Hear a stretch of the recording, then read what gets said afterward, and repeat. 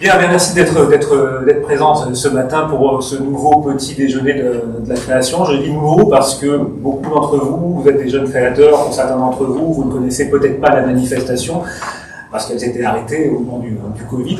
On va fêter la 20e année, depuis 2003, les petits déjeuners de la création. Ce sont presque 80 manifestations, c'est pratiquement 4000 porteurs de projets qui ont participé sur les rangs, qui sont venus écouter, prendre des conseils.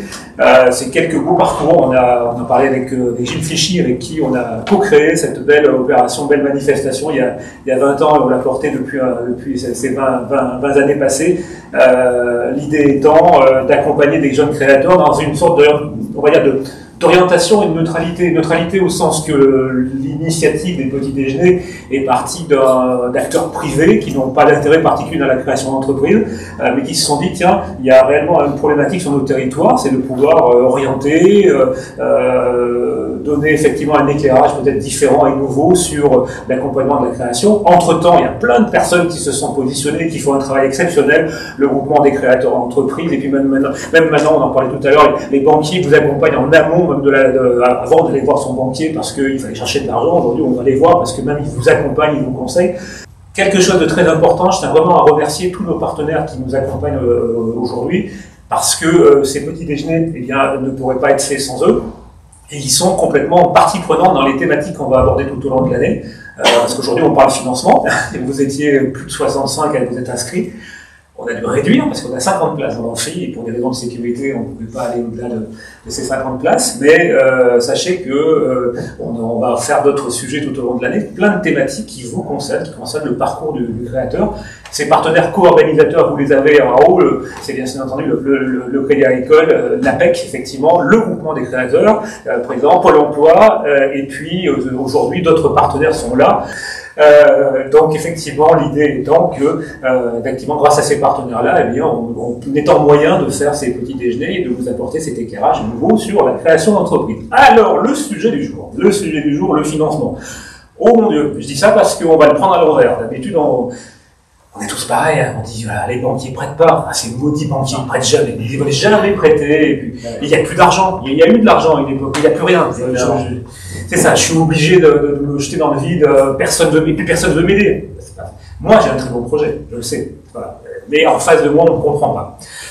Et surtout on ne va pas me donner, parce qu'il faut avoir des réseaux, il faut donner du monde, voilà, ça se passe toujours comme ça, on le sait. Et puis finalement quand on regarde réellement, il y a peut-être jamais eu autant d'aide et de financement, et je pense qu'il n'y a même jamais eu autant d'aide et de financement pour les porteurs de projets, pour les créateurs d'entreprises. Ce qu'il y a, c'est qu'il y a deux choses. Il y a réussir finalement des petits examens individuels, parce que chacun des acteurs ici présents est porteur d'une solution pour vous aider à avancer dans vos projets avec son chéquier. Et oui, ils sont avec leur chéquier. Mais il y a aussi une cohérence de parcours. Et ça, trop souvent, on l'ignore, c'est-à-dire que, vous savez, on dit toujours le parcours du créateur d'entreprise. Bon, on a l'impression qu'en disant ça, on a résumé, c'est le parcours du combattant et ça se limite à ça.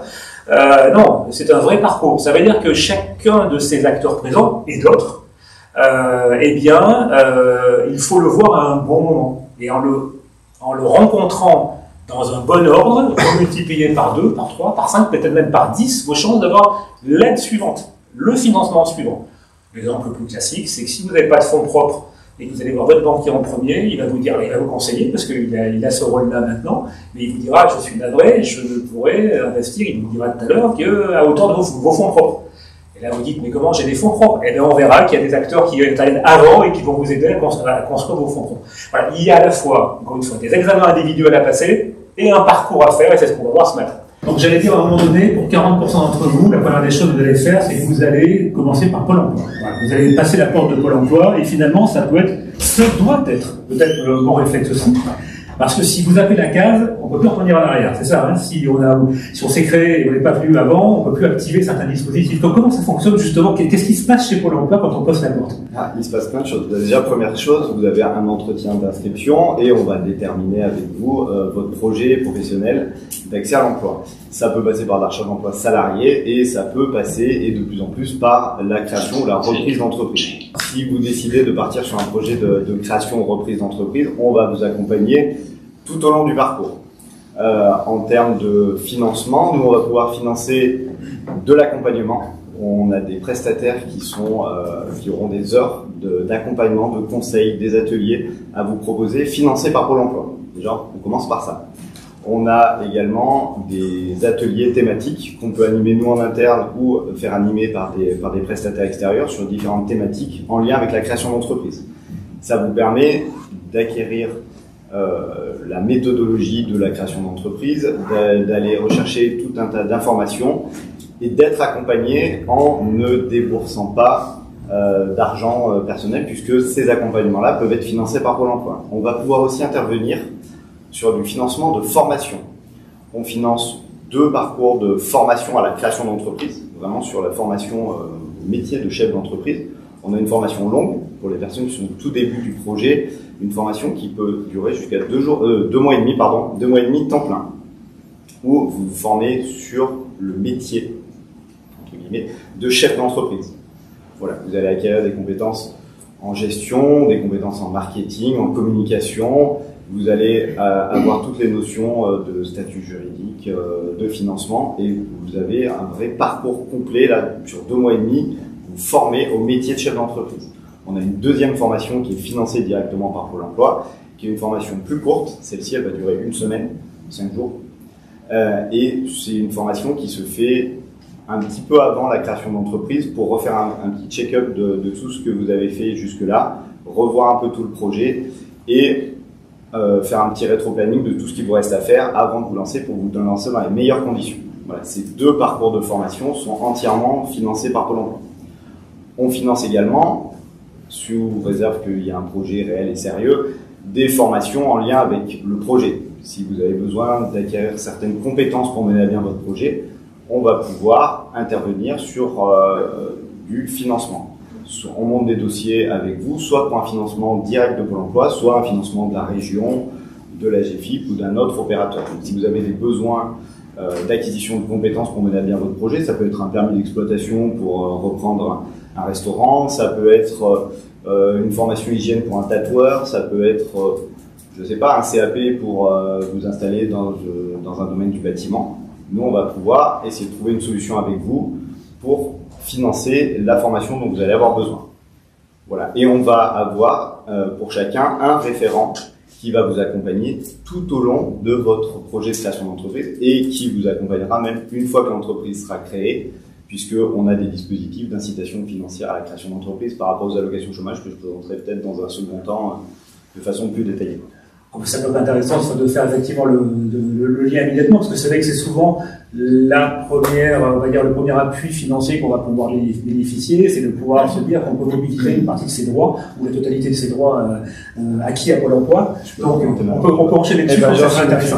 Voilà. Par rapport aux allocations chômage que vous avez, alors déjà pendant toute la phase de construction du projet, si vous avez des allocations chômage, bien sûr vous continuez à percevoir ces allocations chômage. Donc déjà c'est aussi une sécurisation du projet, de se dire que voilà, pendant le moment où vous construisez le projet, vous continuez à percevoir vos allocations.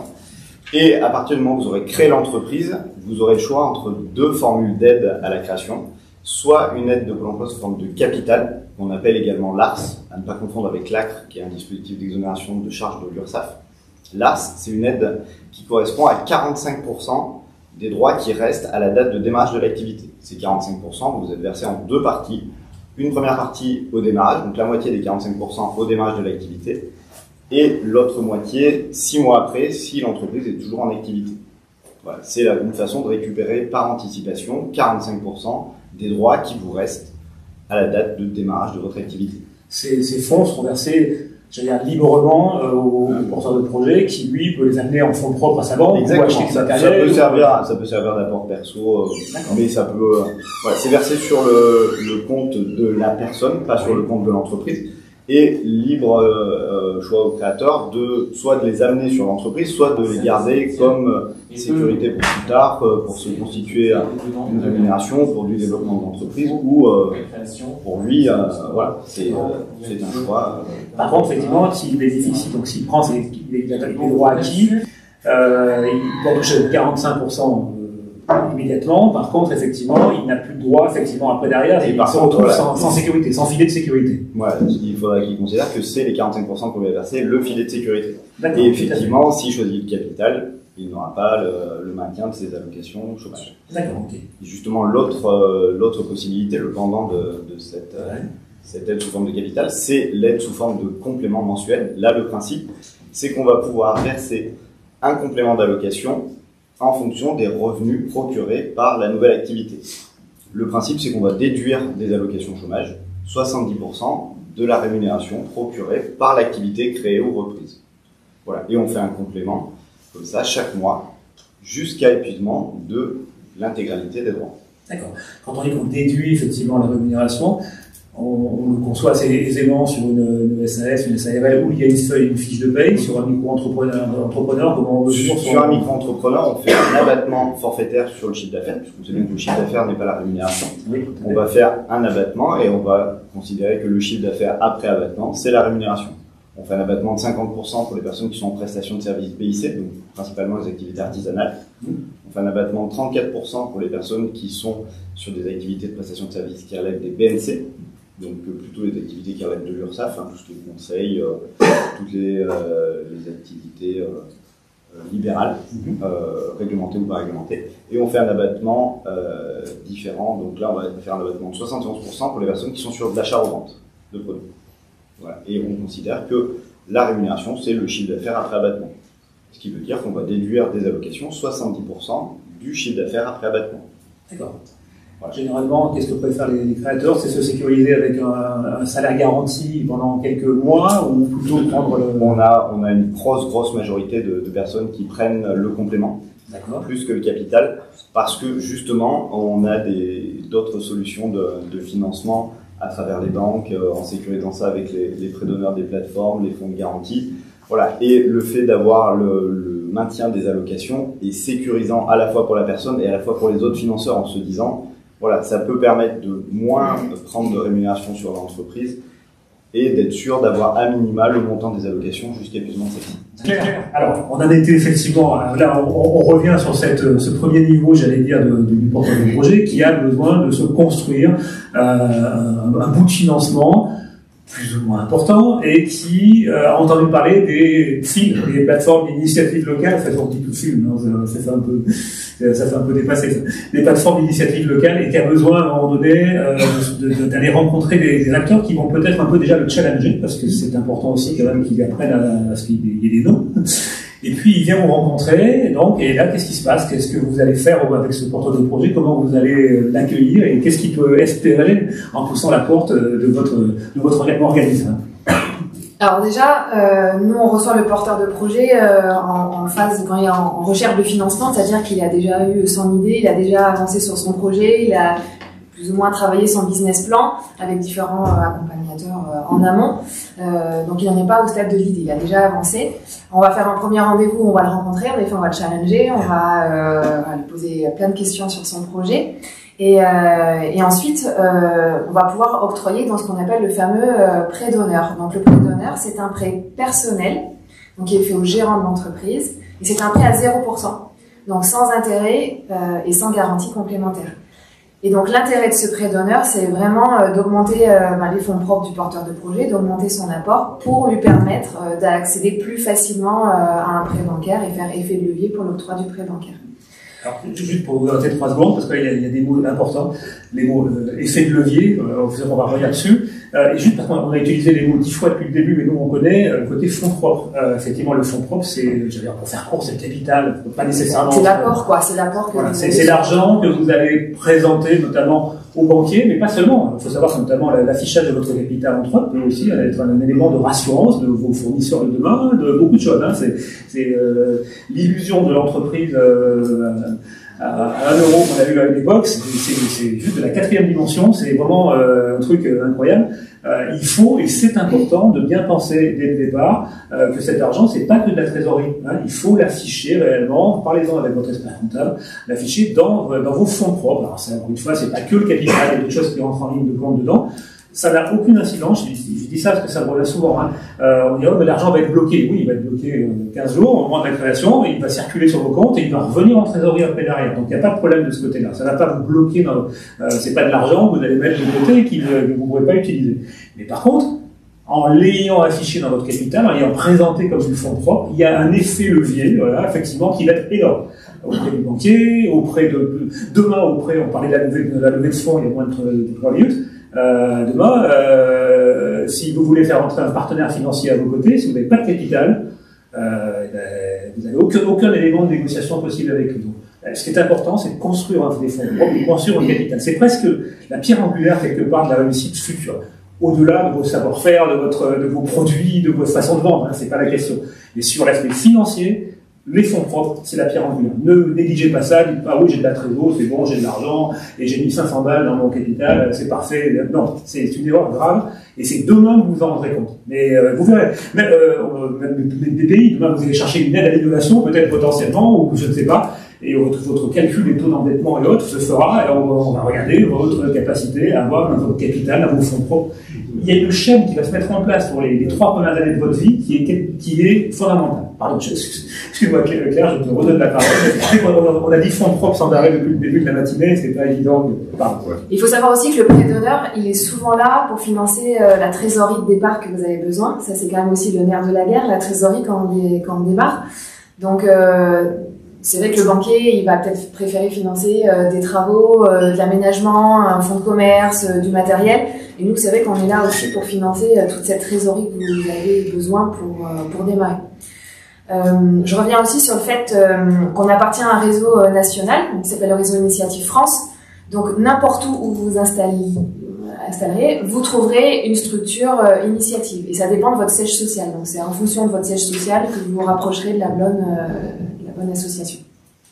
Et pourquoi on appelle ça un prêt d'honneur, en fait? Expliquez-moi.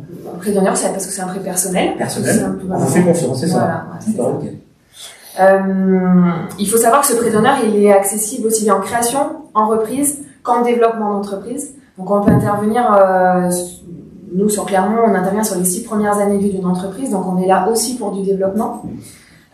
Et on intervient sur tout public, donc que vous soyez demandeur d'emploi, mais que vous soyez déjà chef d'entreprise, que vous soyez salarié, voilà, c'est vraiment ouvert à tout le monde, donc les conditions d'accès à ce prêt d'honneur sont vraiment ouvertes. Et alors, c'est pas les mêmes conditions de jugement que les banquiers. On passe par devant de commission, on a devant d'autres chefs d'entreprise. Comment ça fonctionne? Tout à fait. Donc la décision, vous passez devant ce qu'on appelle un comité d'agrément. C'est vous qui venez défendre votre dossier devant le comité. Autour de la table, vous allez avoir des chefs d'entreprise, des banquiers, des experts de la création d'entreprise. Donc, il va y avoir les consulaires, il y a des fois Pôle emploi, des assureurs, des notaires, voilà. C'est vous qui venez défendre votre dossier. C'est ce comité qui prend la décision d'octroyer le prêt d'honneur. Donc, le comité regarde vraiment... au niveau de la décision, c'est très large, quoi. On va regarder l'adéquation, bien sûr, homme-projet. On va regarder surtout la validation économique, financière de votre projet. Si vous avez un commerce, c'est sûr qu'on va regarder aussi votre emplacement. Enfin voilà, on va pas être que sur il n'y a pas d'apport, on n'y va pas. Voilà, on regarde vraiment le projet dans sa globalité. Donc j'allais dire, c'est quelque part plus ouvert au sens que chacun a sa chance quelque part, s'il a effectivement bien travaillé son projet en amont, s'il a des capacités à démontrer qu'il est capable de devenir une entreprise, vous suivez, c'est ça. Voilà, généralement, ça va être un prêt de combien en moyenne? Alors, ça dépend aussi la fourchette, j'allais dire. Voilà, des associations, mais en moyenne, le prêt d'honneur chez nous est autour de 10 000 €, mais il peut varier de 2 000 à 25 000 €. Sachant qu'on a des fonds spécifiques sur les projets innovants, qui nous permet de monter jusqu'à 50 000 € sur des projets plus innovants. Avec aussi des différés de remboursement. En création, on peut aller jusqu'à 6 mois de différé, et en innovation, on peut aller jusqu'à 1 an de différé, pour vous permettre de vous lancer aussi sereinement. Alors c'est un prêt qui est fait à la personne, pas à l'entreprise. Hein. Voilà. Donc ça c'est important dans le bon sens du terme, puisqu'on peut l'amener, comme on le disait, dans le capital, et effectivement le présenter à la banque comme étant de l'argent que vous amenez dans l'entreprise, d'accord? Donc ça veut dire que ça crédibilise effectivement, et ça donne effectivement du fonds propre. Le petit bémol, c'est que c'est vous qui êtes porteur du... Il n'y a pas de garantie, c'est ça? Enfin, il y a une garantie, il y a une garantie de remboursement, une obligation. Une obligation de remboursement. Si l'entreprise s'arrête, vous êtes toujours porteur de ce prêt, c'est un prêt personnel. Je voulais juste ajouter Ouais, qu'il y a aussi un accompagnement qui est mis en place, c'est-à-dire qu'on n'est pas là que pour octroyer un prêt, qui est déjà quand même intéressant. Il y a aussi un accompagnement qui est mis en place dans la structuration financière en amont et aussi dans l'accompagnement pendant la durée du remboursement du prêt. On vous lâche pas comme ça. L'intérêt, c'est qu'on vous accompagne aussi avec des rendez-vous de suivi, avec du parrainage, avec des chefs d'entreprise, avec un réseau de chefs d'entreprise. Donc voilà, il n'y a pas que l'aspect financier, il y a aussi tout le volet accompagnement par la suite. Et ça, c'est effectivement une très très grande, presque une aussi grande valeur que l'argent, effectivement. se faire accompagner effectivement par d'autres entrepreneurs qui ont un parcours, un vécu et qui peuvent quelque chose à rajouter sur les prêts d'honneur, Claire. Si vous avez des questions, on aurait été. C'est combien, par exemple, la plateforme Clermontois, c'est combien de prêts d'honneur par an à peu près? On en a financé l'année dernière plus d'une centaine. Donc vous l'avez compris, maintenant vous avez des fonds propres, vous avez un petit peu de trésorerie, vous avez surtout peut-être même fait la démonstration en vous challengeant face à des gens qui vous ont finalement accordé déjà leur confiance, comme quoi votre projet est viable, vous avez un peu d'argent, et puis alors c'est ce que je disais tout à l'heure, il est mieux voir le banquier dès le départ aussi, mais c'est peut-être la logique finalement d'arriver à ce moment-là déjà avec un dossier constitué. J'arrive chez le banquier et là, Romain, qu'est-ce qui se passe au Crédit Agricole, qui est effectivement le partenaire premium sur notre territoire en matière de création d'entreprise? Comment ça fonctionne? Je pousse la porte de mon réseau bancaire et là, je vais pouvoir pousser à part un magnifique siège social qui est absolument sublime. Exactement, mais après on ne serait peut-être pas obligatoirement dans le siège social. On a un voyage d'agence assez important. Donc déjà, vous poussez la porte, ça se passe bien. Donc déjà, souvent on fait peur, rassurez-vous, pas tant que ça. Par rapport à lorsqu'on a réussi donc à avoir certains intervenants, donc moi j'interviens, je pense qu'il est intéressant, on intervient à 3 niveaux. Le premier, c'est si c'est classique, c'est à partir du financement. Donc là, on va attaquer la partie financement. Mais je dirais, on intervient aussi en amont. Donc, comme vous disiez, souvent on est confronté à des porteurs de projets qui sont un peu au début de leur projet, qui vont venir nous challenger. On va les challenger donc par rapport à ça. On va leur ouvrir notre réseau d'adresses, puisque du coup, c'est quand même, comme vous le disiez, il y a pas mal d'aides, de subventions, etc. Et nous, ayant la possibilité d'avoir les différentes coordonnées, on essaie de faire gagner assez de temps à tous ces porteurs de projets pour que le projet se passe en toute simplicité. Et puis, donc après, on va intervenir sur la partie financement. Donc, une fois qu'ils ont vu les plateformes, qu'ils ont solidifié un petit peu leur fonds propre, le rapport, puisque du coup, nous, tous les prêts d'honneur, nous les intégrons en apport, et du coup, on va pouvoir travailler sur la partie financement. Sur la partie financement, il faut se dire que aujourd'hui, les ratios, les normes, ça serait d'avoir à peu près 20% du projet conforté par les différentes aides, subventions et prêts d'honneur. 20% conforté, ça veut dire qu'on a un projet où il y a besoin de 100, entre guillemets, et il y a des affaires qui ont été trouvées par des apports directs du fondateur ou complétés par des plateformes. L'idéal sur un projet de 100, ça serait d'avoir 20. Mais pour autant, c'est une règle. Il y a beaucoup d'exceptions. Donc, ne vous restez pas bloqué sur ce chiffre-là, mais c'est toujours intéressant de préciser la règle. À partir de là, donc du coup, nous, on va pouvoir l'aiguiller sur un plan de financement dont on reviendra peut-être par la suite, avec des offres dédiées donc à la création et à la reprise, ainsi que qui sont cumulées avec des moyens long terme classiques. Sur le site de la BPI, pour les citer, c'est la Bible. Si vous ne savez pas quel site pour créer votre entreprise, allez sur le site de la BPI, c'est vraiment une Bible. Sincèrement, tout le parcours est décrit. On parle notamment que la banque peut aller, alors selon les réseaux, 8 fois, je crois, fois 8 par rapport au prêt d'honneur donné par une plateforme d'initiative locale. Est-ce que c'est jusqu'à, on est d'accord, mais est-ce que c'est quelque chose qui se voit? Ça se voit, oui. D'accord. C'est-à-dire qu'effectivement, on a trouvé 20 000 ou 10 000. Effectivement, on peut espérer 70, 80 000 euros peut-être. Exactement, en fonction donc du projet. Bien évidemment, ce qui est important dans l'apport, c'est que le porteur de projet s'implique financièrement aussi, que tout ne soit pas supporté par les acteurs de la création reprise. Donc voilà, c'est une marque de confiance dans leur projet aussi. Et je dirais que le troisième point aussi, c'est une fois que le financement a été réalisé, on en parlera un petit peu plus tard, c'est l'accompagnement que le banquier peut avoir donc avec son client. Dans la première année notamment, on essaie de les voir régulièrement pour que justement on puisse échanger sur les différentes le développement, comment ça se passe, est-ce qu'il y a des complications, de telle façon à pouvoir anticiper les besoins, puisque du coup, voilà, l'anticipation est la mère des vertus de l'entrepreneur. Et du coup, voilà, on essaye de faire ça après tout au long de la relation, notamment lors de la remise des bilans, etc. Voilà. Alors, j'allais dire, est-ce que c'est pas aussi la démonstration, et là je dis ça pour les porteurs de projet, que d'accord, vous avez peut-être des fonds propres qui vous sont personnels, mais d'accepter d'aller vous faire challenger par une plateforme pour aller chercher un financement, au-delà même du financement obtenu, c'est ce tampon de crédibilité qui pour vous a une importance, parce que j'allais dire, en temps normal, s'il n'y a pas de plateforme, vous suivez à quelle hauteur? À hauteur des fonds propres, c'est ça? On amène 10 000, vous prêtez 10, enfin non, c'est... Non, il y a toujours la règle des 20% d'apport sur un projet. Après, nous, on incite fortement les créateurs à aller sur les différentes plateformes et se faire entourer, parce que c'est déjà un gage de réussite. Oui, c'est ça. Plus on est entouré, plus on a à plusieurs, on réfléchit plus qu'à tout seul. Hein. Et puis, au-delà de ça, ça permet aussi aux porteurs de projet de travailler un petit peu son projet, de bien l'expliquer, parce qu'il le comprend lui, mais après, il faut faire partager aussi sa vision des choses, ce qui l'aidera par la suite dans sa vie d'entrepreneur, lorsqu'il fera justement des levées de fonds, lorsqu'il parlera à ses clients ou bien même à ses fournisseurs. Donc, vous l'avez compris, c'est là où on parlait tout à l'heure, effectivement, de chemin, d'accord, de parcours d'accompagnement. Effectivement, il y a des cases obligatoires parce que, et des faits leviers, on va reprendre le mot effet levier, c'est cet effet levier qui fait qu'à un moment donné, c'est peut-être pas le montant que vous avez obtenu auprès de la plateforme, mais il y a aussi le tampon de crédibilité. Quand je dis tampon, c'est l'image, d'accord, ok, qui fait que vous acceptez d'aller vous faire challenger. On parlait de la CCI tout à l'heure, qui a un excellent service innovation, qui va vous mettre un label d'innovation. Bon, et tout ça, à un moment donné, quand on voit son banquier, et mettez-vous à la place du banquier, parce que ça, on entend trop souvent, on dit, votre banquier, il n'a rien compris ce que je lui explique. Attendez, il n'a rien compris ce que je lui explique. Lui, il doit vous vendre de l'argent, et pour lui, il est obligé d'avoir une garantie, et cette garantie, ben, j'ai bien aimé la phrase, on pense mieux à plusieurs, l'air de rien, c'est tampon de crédibilité, c'est eux qui vont vous aider dans votre décision, finalement, montrer que, oui, effectivement, il y en a d'autres qui ont participé. Après, ce que j'aimerais dire aussi, c'est qu'on n'est pas entrepreneur, on le devient, et on est tolérant, si vous préférez, hein, quand on est au début, dans l'idéation, ou même au début du projet.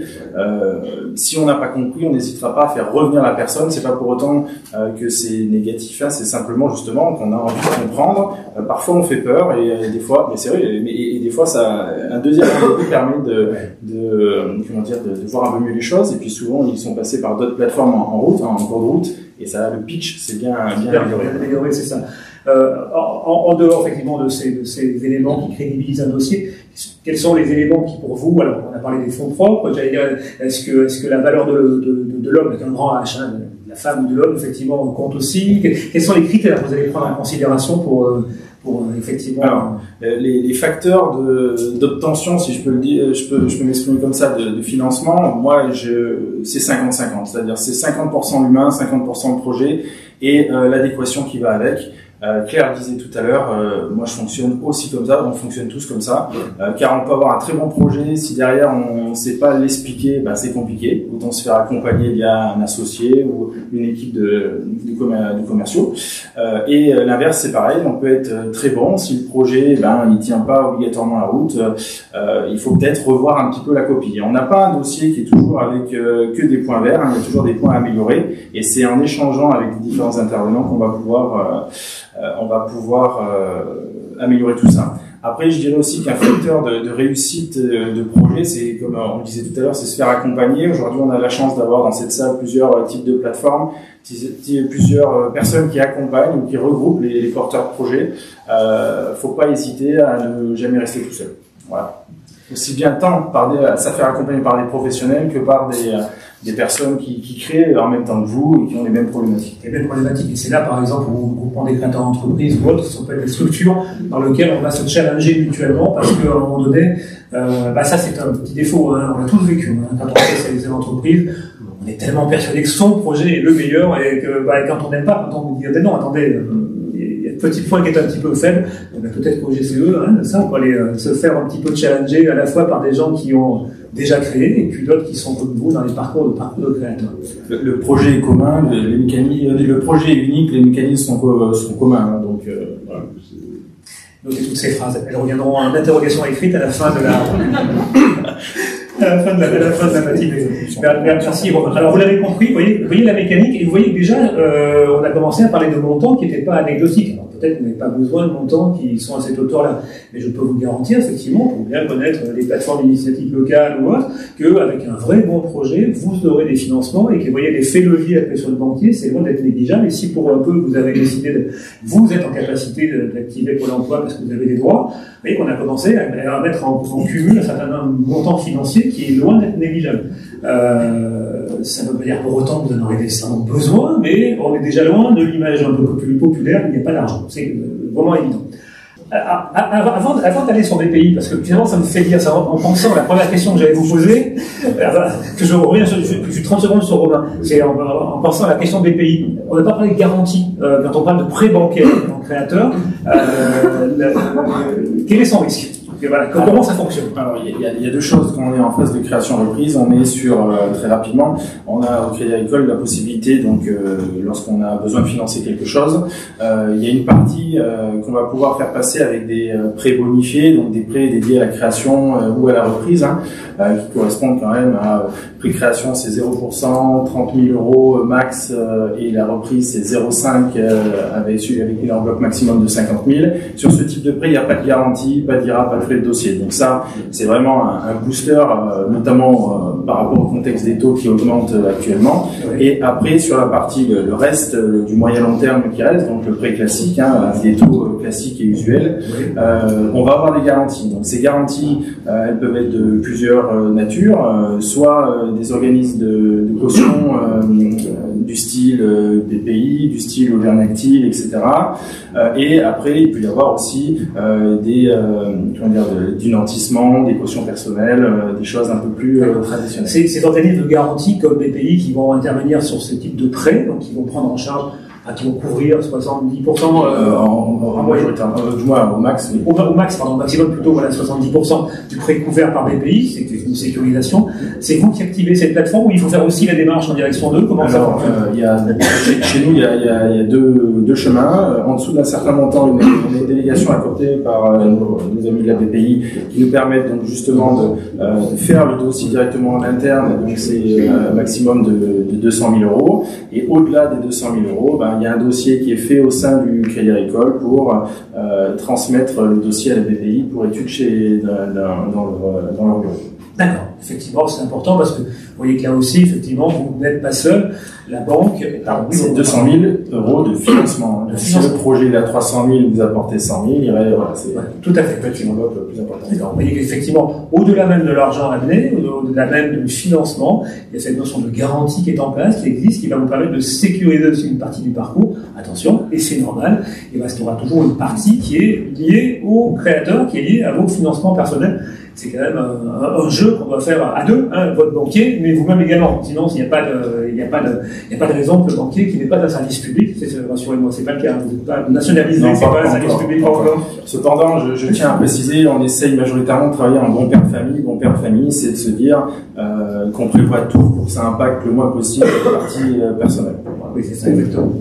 Je me retourne effectivement, Arthur, vers la BPI maintenant, parce que c'est, j'allais dire, la pierre angulaire quelque part de la création d'entreprise en France. Vous êtes la banque publique d'investissement qui finance, alors soit directement des créateurs, certains dispositifs, soit un certain nombre d'acteurs présents ici. Est-ce qu'on peut un peu balayer, c'est peut-être un peu compliqué, mais est-ce qu'on peut avoir une vision du rôle de la BPI dans la matière de création d'entreprise?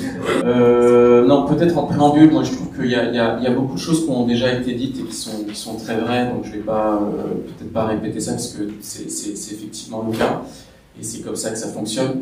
Peut-être deux points rassurants. Le premier, c'est que aujourd'hui, lorsque je discute avec des gens qui ont un peu plus d'expérience, qui ont un peu plus de recul, ils me disent mais c'est incroyable, aujourd'hui on est à un moment où on n'a jamais eu autant d'acteurs que ça dans l'écosystème. Donc peut-être le premier point, c'est de vous dire que sachez qu'aujourd'hui la mécanique elle est bien huilée et que ça soit d'abord par Pôle emploi, puis les réseaux d'initiative, puis l'accompagnement méthodique que peuvent faire ou dispenser les établissements de crédit, puis les aides par ailleurs, on n'a jamais eu autant d'acteurs qui permettent d'accompagner un créateur. Donc c'est plutôt rassurant.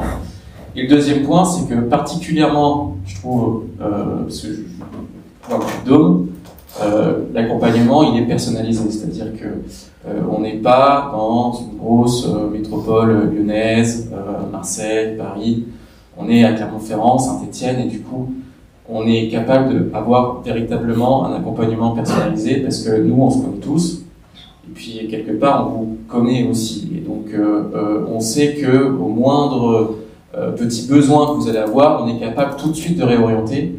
Et cette force, cette réactivité, elle caractérise aussi l'écosystème clermontois. Et ça, il faut le savoir, c'est-à-dire que ici, créer quelque chose, ça fonctionne parce que, un, il n'y a jamais eu autant d'acteurs, et deux, en plus, on a cette capacité à personnaliser les choses là où, dans d'autres endroits, on est noyé dans la masse. Donc ça, c'est pour voilà, les deux premiers points en préambule pour rassurer, qui qualifient, je trouve, beaucoup notre écosystème. Pour la suite et pour la création, nous, ce qu'on voit, en effet, ça va être la typologie de création. On est capable de caractériser sous différents angles l'innovation technique, principalement technique d'ailleurs, et aussi les autres types de création. Et donc, en fonction de votre projet, comme la mécanique est bien huilée, de toute façon, si vous avez des fonds propres, derrière, ça déroule quoi. La vraie valeur, finalement, ce que j'ai envie de dire, c'est que la vraie valeur, c'est vous le créateur.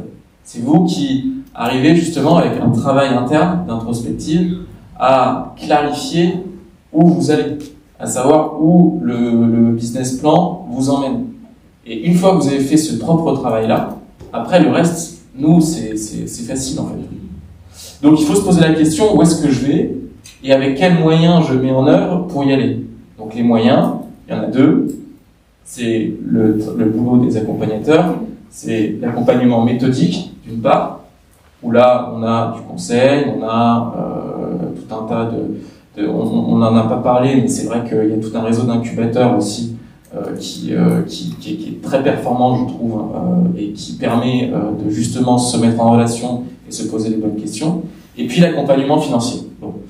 Donc moi, je suis sur l'accompagnement méthodique, mais aussi sur l'accompagnement financier. Et sur l'accompagnement financier, on va, donc, si c'est de l'innovation, accéder à des dispositifs de subvention au départ, pour les entreprises de moins de 1 an. Et ces dispositifs de subvention, c'est la subvention, c'est pas du prêt à taux zéro, c'est vraiment, on décaisse l'argent en subvention, on le fait de manière très prudente, et on vous accompagne là-dessus.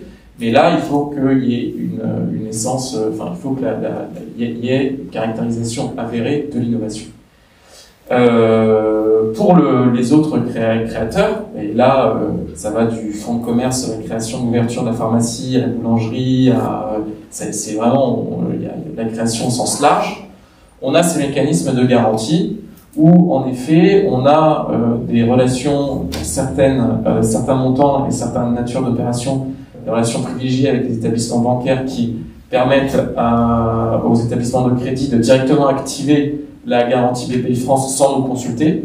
Donc ça, c'est un gage de réactivité. Et pour des montants qui sont supérieurs à 200 000 euros de financement, alors on a en interne des équipes, donc pour tout vous dire, ils sont 6 à Clermont-Ferrand, 7 à Saint-Étienne, et eux, leur quotidien, c'est de traiter les demandes de garantie des établissements de crédit pour la création d'une salle de sport, pour l'ouverture d'un nouveau bar, etc., etc. Donc là-dessus, sur la garantie, moi je suis plutôt, mes copains, c'est plutôt les établissements de crédit. Je suis très peu finalement avec le créateur, et l'établissement de crédit fait très bien le boulot de vous conseiller. Donc là-dessus, nous, on est plutôt derrière, et puis on va échanger plutôt avec l'établissement bancaire. Pour ce qui est de la création avec qui revêt quelque chose de technique, qui engage des salaires techniques, qui engage des salaires d'ingénieurs, qui engage des salaires d'opérateurs techniques, là, on est adossé à des méthodes qui vont vous permettre de très très vite savoir où vous allez et très très vite caractériser cette nature de l'innovation et très très vite, je reprends le terme, avoir un effet de levier qui soit le bon, parce que finalement, il y a plein de scénarios d'intervention et l'idée c'est de pouvoir exploiter au maximum votre capacité à pouvoir obtenir ces aides. Voilà. J'en ai dit beaucoup finalement. C'est vrai que beaucoup a été dit avant, j'allais dire, voilà. Donc, on a bien compris que vous intervenez en garantie, vous pouvez intervenir en financement, effectivement. Plutôt orienté innovation, quand même, ou quand même à choisir dans les projets, quand on vient pousser votre porte, c'est quoi? C'est, j'allais dire, on a quand même un projet caractérisé innovation, ou pas? Comment vous verriez le profil type de la personne qui va s'adresser à vous dans vos dispositifs de financement? Alors, sur la création, justement, c'est en effet, nous, on va se positionner sur l'innovation. D'accord, tout à fait. Et la garantie bancaire avec les établissements de crédit. Mais BPI France a 6 autres métiers. Oui, c'est ça. Et sur les autres métiers, pour le coup, là, on est moins sur la création. Donc, je vais pas. Si vous voulez, je m'étale. Non, effectivement, on reste sur la création. Mon avis, ça va pas. C'est le sujet du matin. On reste sur le financement et la création. C'est vraiment et on va étaler sur toute l'année, effectivement, les différentes thématiques. J'allais dire que comment, à un moment donné, peut-être parce que la question était plus ouverte pour chacun des acteurs là. Si vous deviez donner, avant que je donne la parole à Léa, parce que je voudrais que Léa, à chaque fois on termine sur un créateur, parce que la vision du parcours du créateur éclaire souvent le débat qui a été fait avant, dans le bon ou le mauvais sens. Hein. Il peut y avoir effectivement un refus bancaire qui est peut-être, je ne sais pas, qui peut être annoncé. Si vous deviez donner le bon conseil, peut-être que je regarde au cyber, on promet, on termine toujours à 10h pile et après c'est le café. Donc j'allais dire, si vous devez donner le bon conseil, le petit élément différenciant, j'allais dire, je sais pas, on peut démarrer par vous, qu'est-ce qui fait que vous, un bon projet de créateur d'entreprise, ça matche dans votre tête, vous dites tiens, voilà, il a fait attention à cet élément en particulier. Ça pourrait être quoi? Je sais pas si... Aujourd'hui, au regard de ce qu'on vient de dire sur la caractérisation de notre écosystème et du nombre d'acteurs, il faut pas avoir peur d'être audacieux. C'est-à-dire qu'il faut pas se freiner. Je remarque qu'aujourd'hui, c'est plus on a cette espèce de peur qui est très francophone d'ailleurs. Hein, quand on regarde ce qui se passe en Angleterre, en Allemagne, il y a les gens y vont. Des fois, ils sont sans filet. Et c'est vrai, oui, il y a de la casse, mais à la limite, c'est pas grave. La casse, ok, la boîte, elle a craché. Bon, bah, on en refait une autre en fait. Et il y a pas mort d'homme. Donc il faut arrêter d'avoir peur. Et la boîte à outils qui est disponible pour vous éviter d'avoir peur et pour vous mettre des filets de sauvetage n'a jamais été aussi dense qu'aujourd'hui. Donc allez-y. Et ça explique 1 million de créateurs en France, c'est ça? C'est que cette boîte à outils, il n'y a pas que ça, j'imagine, mais j'allais dire, c'est... Alors, sur ces créateurs, en effet, il faut être vigilant parce qu'il y a un taux de transformation, donc il y a un nombre qu'il faut savoir apprécier. Mais globalement, lorsque on fait du témoignage, enfin, on essaie de récolter des témoignages de ces créateurs, mais au niveau national, hein, c'est ce retour-là qu'on a. C'est un retour qui dit, mais heureusement que mon partenaire bancaire est là et me conseille. Heureusement que y a les réseaux qui sont présents. Heureusement qu'il y a aussi les incubateurs. Je réinsiste dessus parce que on en a plusieurs à Clermont-Ferrand et ils adressent des problématiques différentes. Et pour le coup, ça, c'est une vraie aide précieuse aussi. On fera un petit déjeuner sur les réseaux, les groupements, les réseaux, les clubs, les incubateurs, tous ces lieux, effectivement, où on a le partage, effectivement, qui est extrêmement important. Et effectivement, c'est extrêmement important. Je sais pas, un conseil, Romain, le bon conseil, qu'est-ce qui fait que dans un projet, ça match, quand il a passé la porte, je sais pas, sur quoi il faut veiller tout particulièrement. Moi, ce que j'aime, c'est, en plus, de ce qui a été déjà dit, de se faire accompagner, etc., il faut nous raconter une histoire et la comprendre et surtout savoir l'expliquer. Peu importe le projet, tous les projets sont bons, c'est simplement comment on va nous l'expliquer et comment on va nous prouver qu'il est rentable et surtout viable pour vous. Après, il existe plein de mécanismes aujourd'hui, plein de possibilités, plein d'offres et on ne sait pas obligatoirement étaler aujourd'hui dessus, mais sachez qu'il y a tous les outils, il faut juste savoir nous expliquer et un peu nous raconter une belle histoire, vraie par contre, mais... Oui, c'est ça, c'est pas un conte, c'est juste une histoire, c'est pas un conte, hein, on va passer exactement. Claire, le bon conseil? Oui, l'accompagnement c'est quand même important, donc se faire accompagner et je dirais aussi être à l'écoute. Être à l'écoute de vos différents interlocuteurs, c'est vrai que Si nous à la plateforme on peut vous dire faudrait peut-être revoir ça, que le banquier vous disait aussi il faut peut-être revoir ça, ben faut savoir être à l'écoute et peut-être pivoter et revoir un petit peu son projet et prendre le temps et pas foncer non plus trop tête baissée. Trop tête baissée, voilà. c'est ça. Accepter le non. Il y a le même exercice. Ouais, je vais pas être très original, hein, voilà, mais Une belle histoire. effectivement, voilà, je reprends l'adage tout seul on va plus vite, ensemble on va plus loin, c'est vrai. En plus, on a vraiment la chance sur le bassin de Clermont. Tous les acteurs, les opérateurs se connaissent. Vous poussez une porte, vous serez orienté vers tous les autres en fonction de votre projet, de vos besoins. Faites-vous accompagner et vous aurez plus de chances de créer dans de bonnes conditions et d'avoir une entreprise plus pérenne. Merci.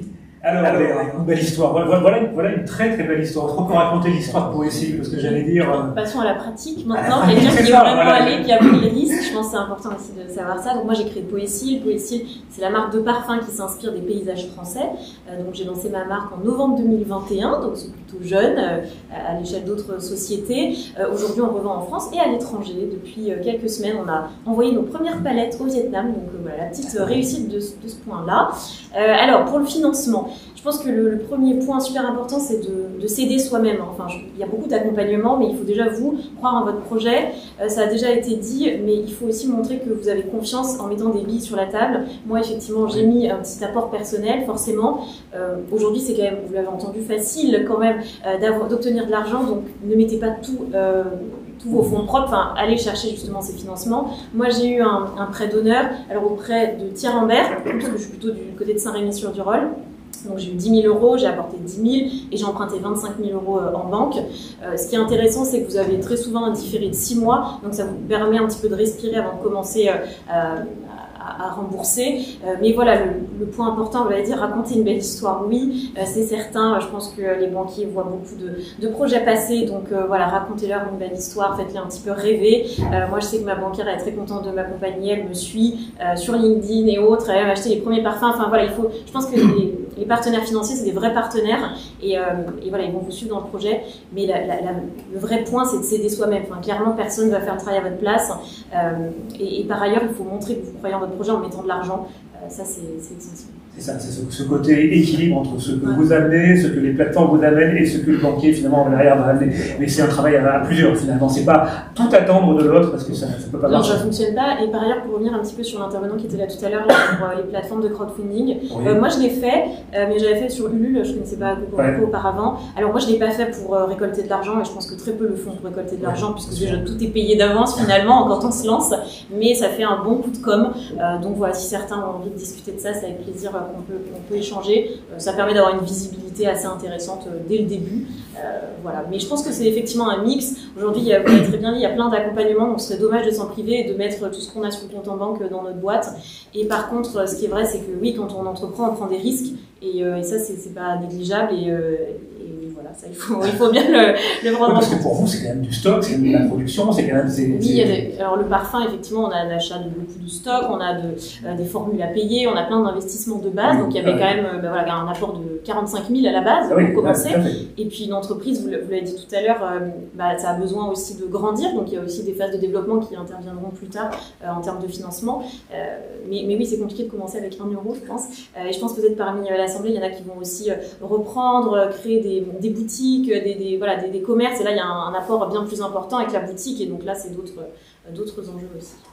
Comment j'allais dire, je pense à une petite question, quelqu'un qui fait des parfums, peut-être innovant, ça peut être caractérisé comme innovant. C'est rigolo dans une c'est ça qu'il y a des BBI à côté, j'allais dire, peut-être pas dans la formulation, mais peut-être après, je sais pas, dans la façon de vendre, de packager, je sais pas, d'aborder le marché. C'est vrai qu'on est dans une ère de l'innovation. J'avais présenté mon projet, parce que j'ai fait l'ESSEC, et donc je présentais mon projet à l'ESSEC, et il y avait des étudiants étrangers, et quelqu'un m'a dit « Mais elle est où l'innovation ?» Je dis « Bah non, dans le parfum, il n'y a pas d'innovation, il n'y a pas de la tech qui se cache à l'intérieur. Ça, c'est trop dans l'air du temps, il faut innover. » Alors non, je vends du parfum, alors ce qui va peut-être être innovant, c'est la manière dont je le raconte. On vend des parfums qui s'inspirent des paysages français, on ne voyage pas à Bora Bora ou au Japon, on travaille sans colorant, on a de l'alcool de blé bio, donc c'est plutôt dans cette formulation-là.